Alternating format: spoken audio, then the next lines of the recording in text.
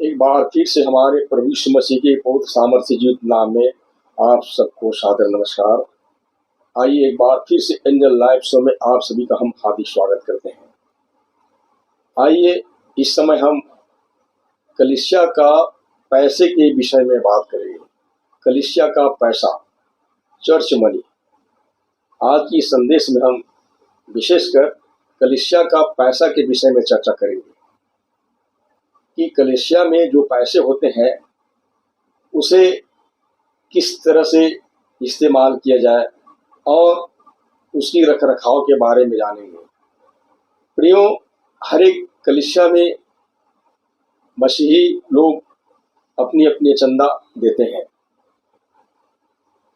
लेकिन कहीं कहीं चंदे का बहुत ही दुरुपयोग होता है और बहुत से कलीसियाओं में पैसे के कारण वाद विवाद की स्थिति भी आ जाती है। जबकि हम बाइबल में पढ़ते हैं कि सप्ताह के पहले दिन जब आराधना में मसीही लोग इकट्ठे होते हैं तो उन्हें अपनी चंदे अपनी आमदनी के अनुसार देने चाहिए। और जैसे कि पवित्र बाइबल भी हमें बताती है, और जैसे लिखा है, सप्ताह के पहले दिन तुम में से हर एक आमदनी के अनुसार अपनी आमदनी के अनुसार कुछ अपने पास रख छोड़ा करे कि मेरे आने पर चंदा न करना पड़े। तो पवित्र बाइबल हमें बताती है कि हर एक को चंदा देनी है, वो भी सप्ताह के पहले दिन, यानी कि रविवार को जब मसीही लोग आराधना के लिए इकट्ठे होते हैं, उसी समय अवसर होता है कि हम सब अपनी अपनी चंदा कलीसिया के कार्य के लिए दें। अर्थात आराधना के समय ही अपनी अपनी चंदा देने की जरूरत है, और ये चंदा लोगों को अपनी अपनी आमदनी के अनुसार देनी चाहिए या इच्छा के अनुसार देनी चाहिए। और चंदा देने के लिए किसी पर भी दबाव नहीं डाला जाता है कि आपको इतना चंदा देना है। और दूसरा कुरिन्थियों के पत्री 8 अध्याय वचन 3 के अनुसार पहले के मसीही लोग गरीबी में भी लोगों ने अपनी सामर्थ्य से बाहर मन से दिया करता था।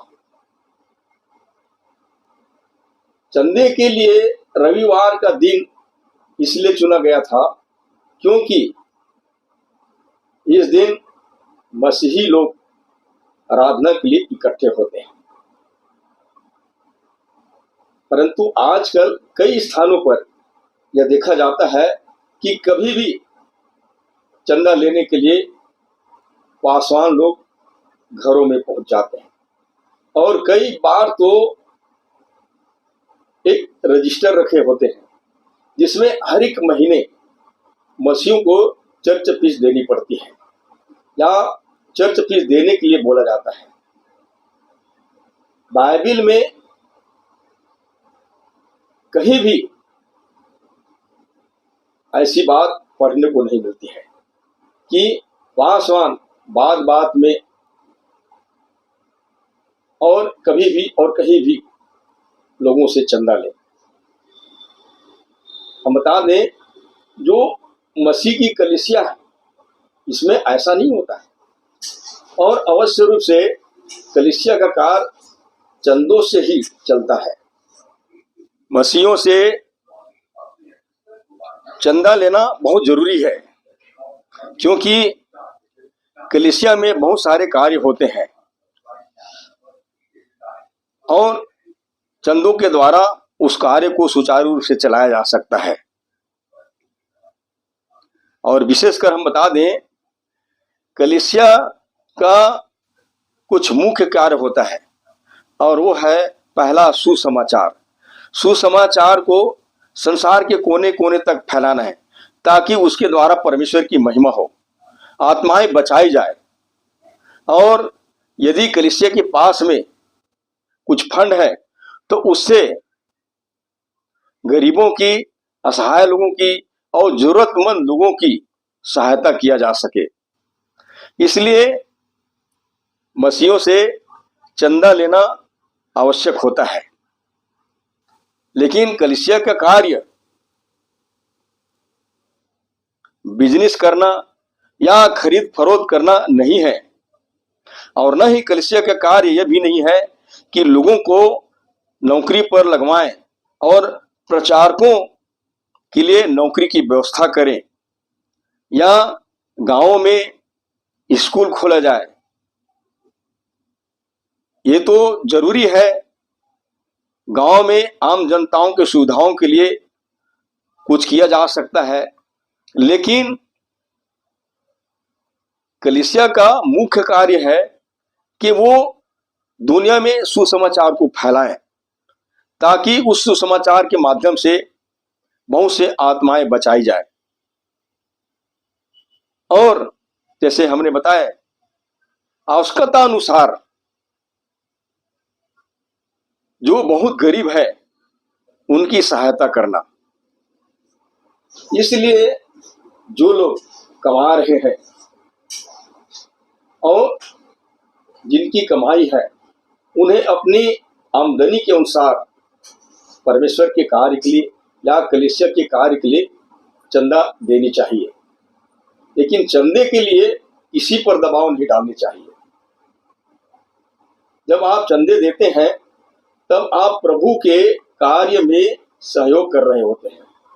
यदि आपकी आमदनी है तो आपको प्रत्येक रविवार को आराधना में चंदा देनी चाहिए। कई बार कलीसिया के पास पैसा नहीं होता है, जिसके कारण वह अपने कार्यों को भली भांति नहीं कर सकते। इसका कारण यह है कि लोगों को जैसा चंदा देनी चाहिए वैसा नहीं दे पाते हैं। और हम देखते हैं बाइबल के पुराने नियम में यहूदी लोग पुराने नियम में अपनी कमाई में से, यानी कि अपनी आमदनी के अनुसार दशवांश भी देते थे। परंतु आज हम लोग नए नियम के मसीह हैं और नए नियम में रहते हैं। चाहे तो हम दशवांश से भी बढ़ करके परमेश्वर के कार्य के लिए दे सकते हैं, या बहुत कम भी देते हैं, तब इसमें कोई दिक्कत नहीं है। लेकिन हाँ, चंदे के लिए किसी के दबाव में आकर के चंदा नहीं देनी चाहिए। पवित्र बाइबल हमें बताती है कि परमेश्वर सहर्ष पूर्वक देने वालों से प्रसन्न होता है। जो अपनी चंदा सहर्ष पूर्वक देते हैं, परमेश्वर उससे प्रेम करता है। और बहुत से ऐसे भी हैं जो महंगे महंगे मोबाइल, घड़ियां, कपड़े इत्यादि वस्तु खरीदते रहते हैं, परंतु प्रभु के कार्य के लिए देने के समय कुड़कुड़ाते रहते हैं, सहर्षपूर्वक नहीं दे पाते हैं। प्रभु अपने वचन में कहा है, परंतु बात तो यह है कि जो थोड़ा बोता है वह थोड़ा काटेगा, और जो बहुत बोता है वह बहुत काटेगा। और हर एक जन जैसा मन में ठाने वैसा ही दान करे, न कि कुड़कुड़ा के और न ही दबाव से, क्योंकि परमेश्वर हर्ष से देने वाले से प्रेम रखता है। जैसे कि दूसरा कुरिन्थियों की पत्री 9 अध्याय वचन 6 और 7 में लिखा है, यदि कोई प्रचारक या पास्टर या पासवान आपसे पैसे मांगते हैं तो वह आप पर दबाव डाल रहा होता है, जो कि बिल्कुल गलत है। क्योंकि बहुत से लोग लालची और स्वार्थी होते हैं, और लालची और स्वार्थी जैसे लोग अधिकतर पाने की ही लालसा रखते हैं, और बहुत कुछ पाने पर भी उनकी आवश्यकताएं कभी पूरी नहीं होती, बल्कि उनकी आवश्यकताएं बनी रहती हैं। जबकि बाइबल हमें सिखाती है कि लेने से देना धन्य है। इसलिए हमारे अंदर लेने के बजाय देने की नियत होनी चाहिए। लेकिन लेने वाले की नियत में यदि कोई खोट है और यदि उनके भीतर में अधिकाधिक पाने की लालसा है, तो ये बिल्कुल उचित नहीं है। परमेश्वर चाहता है कि लोग उसके कार्य के लिए चंदा दें, लेकिन इस विषय में देने वालों की नियत बिल्कुल साफ होनी चाहिए। बाइबल में चंदा देने को बोला गया है, इसलिए हमें कलीसिया के कार्यों के लिए हमें अपनी चंदा देने की जरूरत है। हमें अपनी चंदा देनी चाहिए और लोगों को चंदा देने के लिए सिखाना भी चाहिए। कभी भी किसी भी प्रचारक या पासवानों को यह नहीं कहना चाहिए कि आपको इतने पैसे देने होंगे। कभी भी किसी भी प्रचारक या पासवानों को यह नहीं कहना चाहिए कि आपको इतने पैसे देने होंगे। चंदा देने के लिए जिसने भी अपने मन में जो ठाना है उसे वैसे ही देना चाहिए, न कि कुड़कुड़ा के और न ही किसी के दबाव में आकर। इस विषय में तो अच्छा होता कि लोग संडे का दिन आने से पहले ही सोच ले कि मुझे इतना चंदा देना है या मैं इतना चंदा दूंगी या दूंगी, दूंगा या दूंगी। लेकिन याद रखिए, चंदा देने के लिए कोई भी मसीह भाई बहन जल्दबाजी में चंदा न दे, बल्कि पहले मन में ठान ले कि मुझे इतना चंदा देना है। किसी के कहने पर या किसी के दबाव में आकर या भावुकतावश चंदा देने में तत्परता न दिखाए। और जैसे कि लिखा है, हर एक जन जैसा मन में ठाने वैसा ही दान करे, न कूड़ के और न ही दबाव से, क्योंकि परमेश्वर हर्ष से देने वाले से प्रेम रखता है। तो मेरे प्रिय भाई बहनों,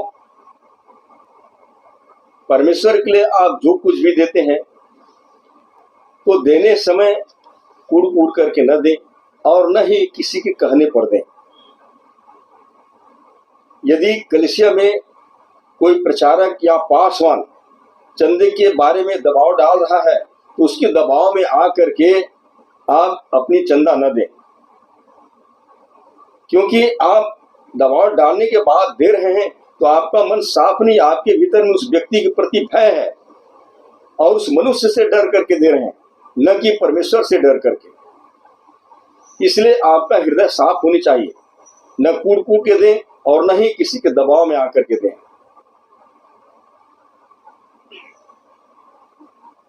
हम देखते हैं मकीदुनिया में जो कलीसिया थी उसके विषय में पौलुस कहता है कि उन्हें क्लेश में और कंगालीपना में भी बड़े आनंद और उदारता से चंदे को दिया। और जैसे कि दूसरा कुरिन्थियों पत्री 8 अध्याय वचन 2 में लिखा है। अब बात यह है कि कलीसिया में चंदे को किस प्रकार से रखा जाए और क्या पैसे की देखभाल के लिए खजांची की आवश्यकता होती है। और प्रत्येक कलीसिया को कुछ ऐसे लोगों को चुनना चाहिए जो चंदे की या पैसों की सही तरीके से और ईमानदारी के साथ देखभाल कर सके। जो पैसा आता है और जाता है, मतलब कि आय और व्यय का हिसाब उचित रीति से रख सके और किसी के हिसाब मांगने पर को सही सही हिसाब दे सके। एक बात का और हमेशा ध्यान रखनी चाहिए कि इसकी देखभाल के लिए कम से कम 3 व्यक्ति होनी चाहिए। यह एक बड़ी जिम्मेदारी है, क्योंकि एक दूसरे को यह पता रहेगा कि हिसाब किताब कैसे चल रहा है, और यदि एक ही व्यक्ति संभालेगा तो वो अपना मनमानी करेगा और अपने ही मन मर्जी के चलेगा। इसलिए 2 या 3 व्यक्ति इस कार्य में इन्वॉल्व होनी चाहिए, और यह काम मनुष्यों की और प्रभु की दृष्टि में बड़े ही ईमानदारी के साथ होनी चाहिए। विशेषकर जो कलीसिया में खजांची होते हैं या अध्यक्ष होते हैं या कोषाध्यक्ष होते हैं, उन्हें साफ दिल की होनी चाहिए, सबके विश्वास योग्य होनी चाहिए। पौलुस प्रेरित जब प्रभु के पैसों में से लेन देन करता था तो वह 2 या 3 व्यक्ति को अपने साथ रखता था और अपने साथ रख करके चलते थे, और जैसे कि उसने लिखा भी है। और इतना ही नहीं, परंतु वह कलीसिया द्वारा ठहराया भी गया कि इस दान के काम के लिए हमारे साथ जाए। हम यह सेवा इसलिए करते हैं कि प्रभु की महिमा और हमारे मन की तैयारी प्रकट हो जाए। हम इस बात से चौकस रहते हैं कि इस उदारता के काम के विषय में जिसकी सेवा हम करते हैं, कोई हम पर दोष न लगाने पाए। दूसरा कुरिन्थियों की पत्री 8 अध्याय वचन 19 और 20। बाइबल में हम एक ऐसे शख्स के बारे में पढ़ते हैं जो यीशु की चेले में से एक चेला था, और वो था यहूदा इस्करियोती, जो कि चंदे का हिसाब रखता था, और उसके पास में थैली होते थे। और बाइबल हमें उसके बारे में कुछ इस तरह से बताती है कि उसके पास में थैली हुआ करता था, लेकिन वह चोर था और वह चंदे में से पैसे को निकाल लेते थे, जैसे कि लिखा है। परंतु उसके चेलों में से यहूदा इस्करियोती नामक एक चेला, जो उसे पकड़वाने पर था, कहने लगा, यह इत्र 300 दिनार में बेचकर कंगालों को क्यों न दिया गया। उसने यह बात इसलिए नहीं कही कि उसे कंगालों की चिंता थी, परंतु इसलिए कि वह चोर था और उसके पास उसकी थैली रहती थी, और उसमें जो कुछ डाला जाता था वह निकाल लेता था। मतलब कि यहूदा इस्करियोती पैसे का बहुत लालची था। उसने तो यीशु को 30 चांदी के सिक्कों के कारण लालच में आकर पकड़वा दिया था। तो प्रियो, पैसे का लोभ बड़ा ही खतरनाक है। आज बड़े बड़े घोटाले क्यों होते हैं? यह सब पैसों के लोभ के कारण होता है। कई लोगों ने पैसे के लोभ में अपने विश्वास को छलनी बना दिया है, और जैसे कि पौलुस प्रेरित ने लिखा है, पर संतोष सहित भक्ति बड़ी कमाई है, क्योंकि न हम जगत में कुछ लाए हैं और न कुछ ले जा सकते हैं। यदि हमारे पास खाने और पहनने को हो तो इन्हीं पर संतोष करनी चाहिए।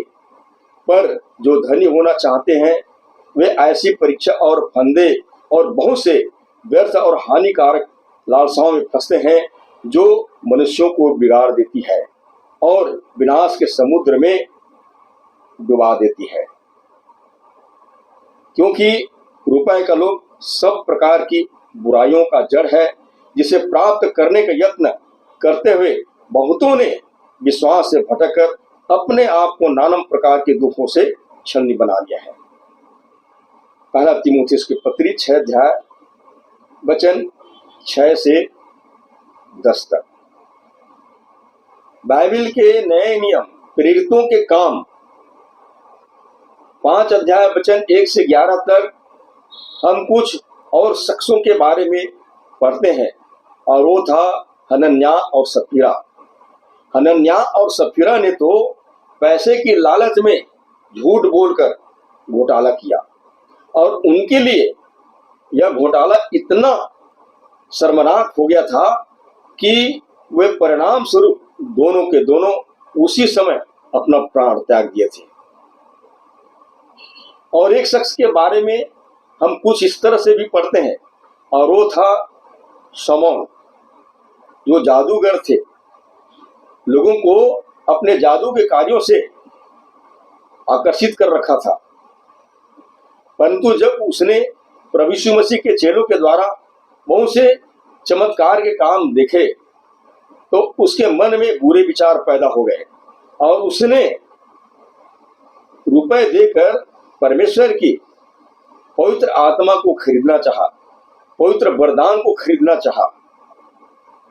तब उसे बोला गया, तेरा पैसा तेरे साथ नाश हो,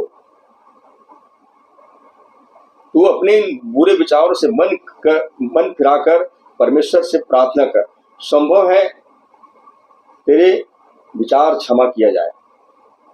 तो मेरे प्रिय भाई बहनों, पैसों को लेकर कई कलीसियाओं में बहुत से समस्याएं पैदा हो जाती है। पैसे यदि जेब तक सीमित है तब तो अच्छी बात है, लेकिन जेब से निकलकर दिल में उतर जाती है तो उस व्यक्ति को लोभी, लालची, स्वार्थी और घमंडी बनने में ज्यादा समय नहीं लगता है। इसलिए पैसों को बुद्धिमानी से खर्च किया जाना चाहिए, क्योंकि यह चंदा प्रभु का है और प्रभु के लोगों ने दिया है। इसलिए यह जानना सबका अधिकार है कि कलीसिया का पैसे कितने आ रहे हैं और कितने काम में लगाया जा रहा है। लेकिन प्राइवेट कामों के लिए पैसे का कभी भी दुरुपयोग नहीं होनी चाहिए, और न ही प्रचारक या पासवान बंधु कभी यह भी न समझे कि परमेश्वर की भक्ति कमाई का द्वार है, बल्कि यह समझे कि संतोष सहित परमेश्वर की भक्ति कमाई है। पवित्र बाइबल हमें सिखाती है और यह कहती है कि तुम्हारा स्वभाव लोभ रहित हो, तुम्हारा स्वभाव लोभ रहित हो। तुम्हारे स्वभाव में किसी भी वस्तु स्थिति की लोभ नहीं होनी चाहिए। आज बहुत से लोग हैं जो कलीसियाई कार्य के आड़ में सुसमाचार को बिजनेस बनाए हुए हैं, और कई कलीसियाओं में चर्च फंड को लेकर मतभेद पैदा होते जा रहा है।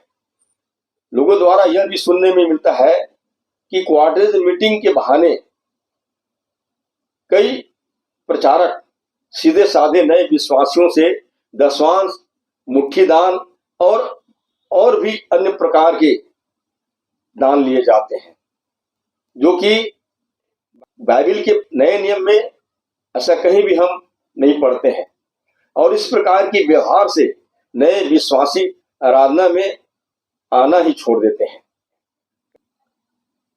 इसलिए आप सभी प्रचारक और पासवान भाइयों से हमारी करबद्ध प्रार्थना है कि किसी भी भाई के लिए भार मत बने, किसी भी बहन के लिए भार मत बने, और न ही किसी के लिए ठोकर का कारण बने।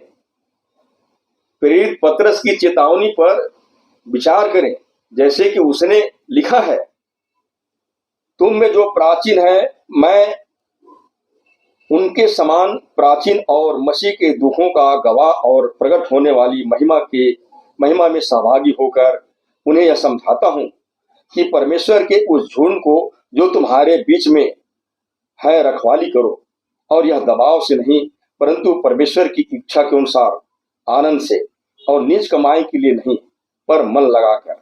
जो लोग तुम्हें सौंपे गए हैं उन पर अधिकार न जताओ, वरन झुंड के लिए आदर्श बनो। जब प्रधान रखवाला प्रकट होगा तो तुम्हें महिमा का मुकुट दिया जाएगा जो मुरझाने का नहीं।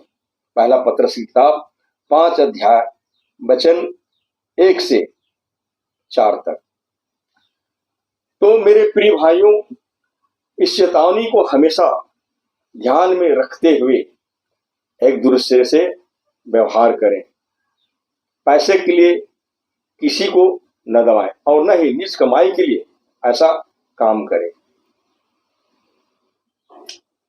और हम यह भी निवेदन करते हैं कि कभी भी मसीह की कलीसिया को सांप्रदायिक कलीसिया की तरह न चलाएं और न तो वचन में कुछ बढ़ाएं और न ही वचन में कुछ घटाएं, क्योंकि परमेश्वर के वचन में हमें तनिक सी न तो कुछ जोड़ना है और न ही कुछ घटाना है। क्योंकि यदि हम ऐसा करते हैं तो ये हमारे भविष्यमय जीवन के लिए बहुत ही हानिकारक साबित हो सकता है, क्योंकि परमेश्वर का वचन हमें बताती है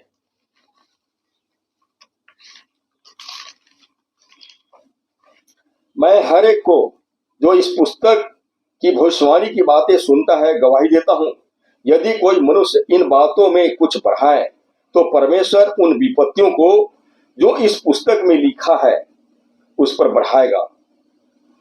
यदि कोई इस भविष्यवाणी की पुस्तक की बातों में से कुछ निकाल डाले तो परमेश्वर उस जीवन के वृक्ष और पवित्र नगर में से जिसका वर्णन इस पुस्तक में है उसका भाग निकाल देगा। प्रकाशित वाक्य की पुस्तक 22 अध्याय वचन 18 और 19। तो याद रखिए, हम जो कुछ भी यहाँ करेंगे एक दिन हमें मिलेगा, क्योंकि पवित्र बाइबल हमें यह भी बताती है जो शरीर के बोता है वो शरीर के द्वारा विनाश की कटनी काटेंगे और जो आत्मा के लिए बोता है वह आत्मा के द्वारा जीवन की कटनी काटेंगे। इसलिए मेरे प्रिय भाई बहनों, जब हम परमेश्वर को मानते हैं तो हमें परमेश्वर की आज्ञा के अनुसार चलने की जरूरत है। हमें परमेश्वर को धोखा में नहीं उड़ानी चाहिए, क्योंकि जब हम मसीह न्यायासन के सामने खड़े होंगे तो एक एक बातों का लेखा हमें देना होगा कि हम यहाँ रह करके क्या क्या किए। उन तमाम बातों का लेखा हमसे लिया जाएगा। तो आप विशेषकर अपनी चौकसी रखिए। शैतान किसी भी के मन में घुस सकता है। और हम देखें यहूदा इस्करियोती के बारे में, यहूदा के मन में शैतान कैसे घुस गया। जैसे लिखा है कि शैतान यहूदा में समाया। हम देख सकते हैं उसके जीवन काल के बारे में, जबकि आरंभ में यहूदा ने स्वर्ग की मार्ग को सही चुना तो जरूर, परंतु लोभ में आ करके उसने शैतान को अवसर दे दिया। और यीशु ने भी आरंभ में 12 चेलों को चुना, परंतु उसने कहा तुम में से एक शैतान है।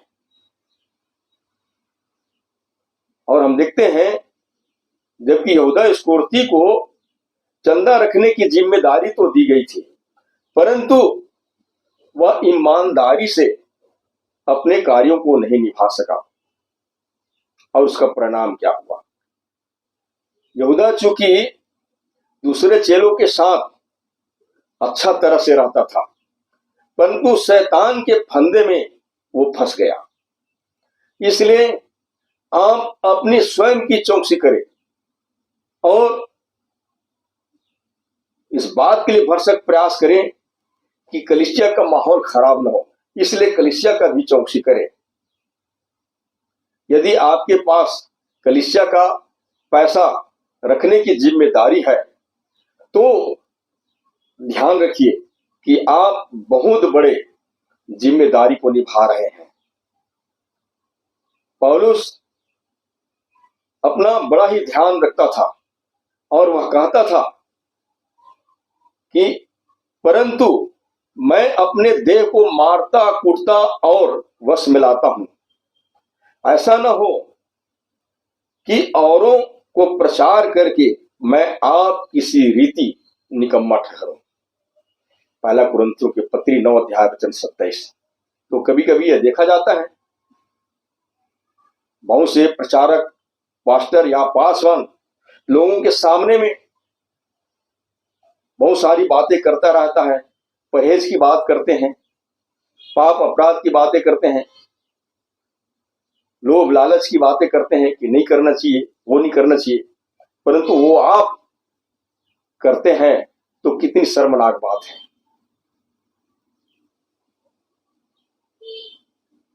प्रियो, कलीसिया का पैसा प्रभु का है, किसी प्रचारक का नहीं है, और न ही किसी पासवानों का है, और न ही कलीसिया के खजांची का है।